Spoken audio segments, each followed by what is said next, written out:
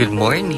How are you? Kamusta ikaw? Kabay pa nga okay. Kabay pa tanay nga bagay nga imo ginapangagyan, imo ginamalapuasan. Di ka lang maduraan kapag laong sa tawag nga kabuhi. Kay kada aga, kada bugtaw, kada pinibagong nga kabuhi. Bagong tsansa para tubangan. Bagong tsansa para maging madinalagan kag malipayan. Ang tanan mo kasakit, malapuasan mo gid. Kung padayon kailangan magsarik sa mga Diyos, nga ang tanan daya, leksyon kag baganti pagantos. Ang pinaka-importante sa tawag nga kabuhi, ang pagkonsiderar katanan mga pagantos kag kasakit bilang isa ka leksyon nga dapat pulang puwasan. Isa ka para agyan para maging mayadan. Kag isa ka para agyan para sa ginatawag nga kahilwayan, kasulhayan, kag kalipayan. Padayon lang ang mga muyo sa kada nga nagabot sa kabuhi mo. Padayon lang ang magpangamuyo sa kada kabudlay nga tanan nga malampuwasan mo. Wait madali sa tawag nga kabuhi. Gani manton nga magalat, manton nga magpangamuyo, manton nga tubangan ang tanan nga butang na imugin pangagyan. Nga isa ka handom nga dapat po matalupanggan. May God bless us all.